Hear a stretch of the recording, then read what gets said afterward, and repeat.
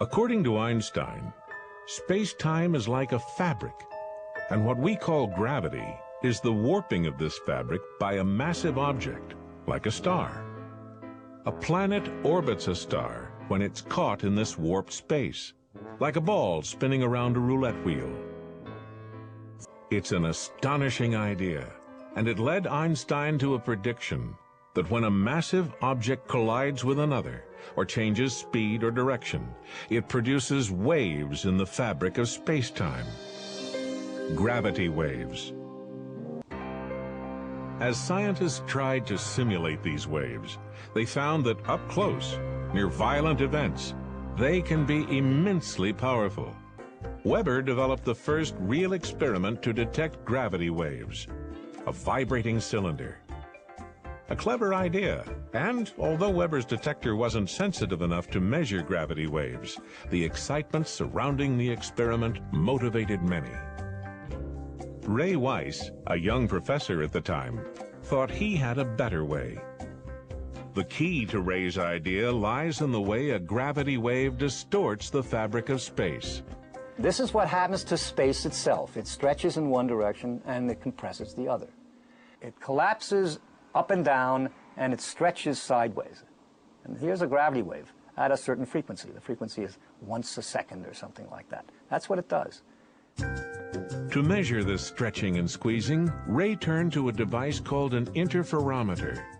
A laser beam is split and sent down a pair of long perpendicular tubes, each precisely the same length.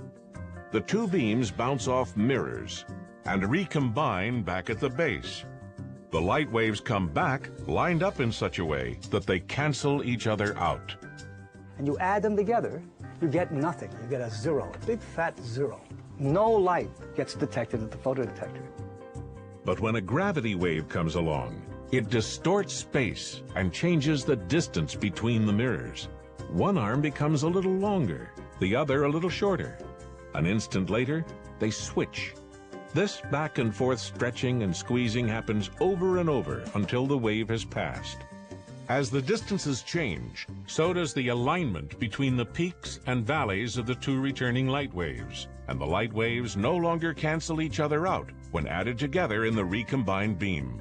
Now some light does reach the detector, with an intensity that varies as the distance between the mirrors varies. Measure that intensity, and you're measuring gravity waves. The light takes longer time in here than it did in this arm. Now it takes a shorter time, and these things don't cancel so beautifully anymore. And that is, in fact, the whole idea. By 1990, labs had begun to spring up across the world with the goal of finding ways to measure tiny gravitational waves with an interferometer. It's called LIGO, short for Laser Interferometer Gravitational Wave Observatory. Each LIGO lab is a real-world version of the interferometer Weiss envisioned, made up of two arms extending 4 kilometers in length. The size is key because the tiny stretching and squeezing effect increases in proportion to the length of the interferometer.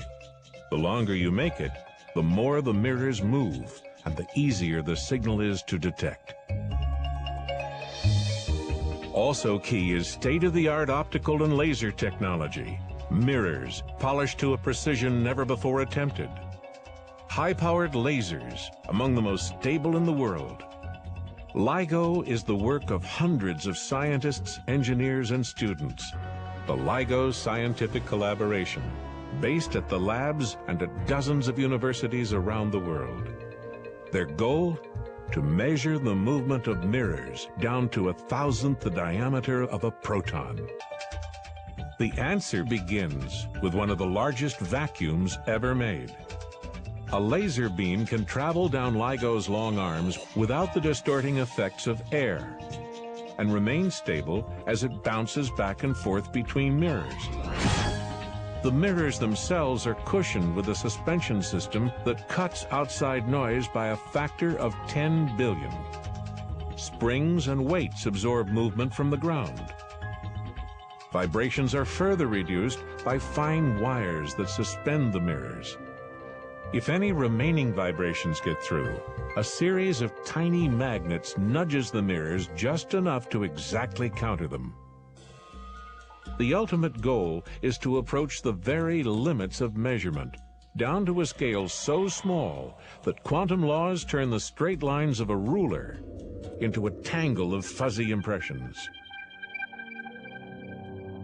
Even with noise reduced to the lowest possible level, LIGO must still be able to tell when an incoming signal really is a gravity wave. That's one reason two identical labs were built, separated by 1,900 miles. If both labs pick up the same signal, chances are it's not noise from Earth, but a gravitational wave from space. And that combination of the observations that we make together with numerical simulations, I expect, will revolutionize our understanding of general relativity and its consequences. If the team can track down these titanic explosions, they can go after the biggest explosion of them all. LIGO holds this amazing potential to go back to the beginning, to the first moments of space and time, the Big Bang.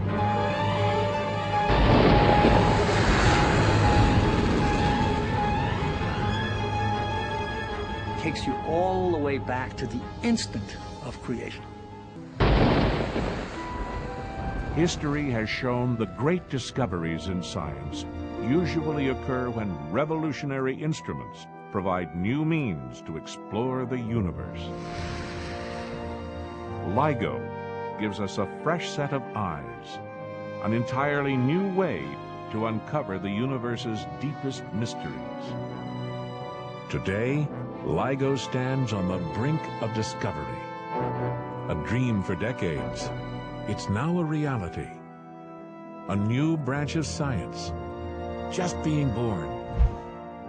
An observatory unlike any other, ready to hear the music of the cosmos, echoing from the most distant reaches of space and time.